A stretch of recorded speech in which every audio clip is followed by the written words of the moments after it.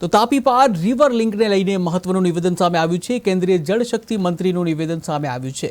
કોંગ્રેસના ધારાસભ્યો આદિવાસી સમાજને ગેરમાર્ગે દોરે છે, જે આદિવાસીઓને નુકસાન થાય એવો કોઈ પ્રોજેક્ટ નથી તેવું જણાવવામાં આવ્યું।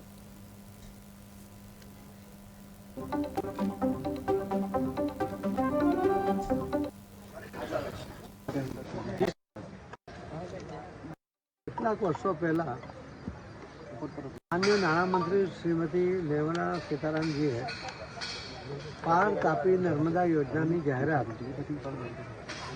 બજેટમાં કરી હતી, પરંતુ આદિવાસી ભાઈ બહેનોની લાગણી દુભાતી હતી અને એમને આ પ્રોજેક્ટ નહીં કરવા માટેની એમની માંગણીઓ પણ હતી।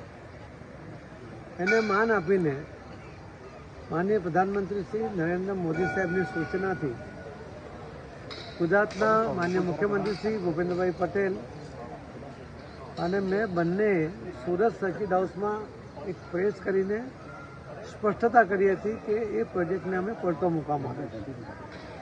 હાલમાં ગુજરાતના MLA શ્રી તુષારભાઈ ચૌધરી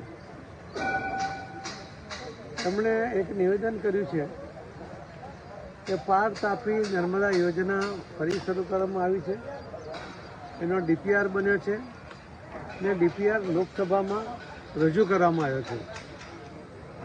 મારે માનનીય તુષારભાઈ ચૌધરીને પૂછવું છે કે આપ તો લોકસભામાં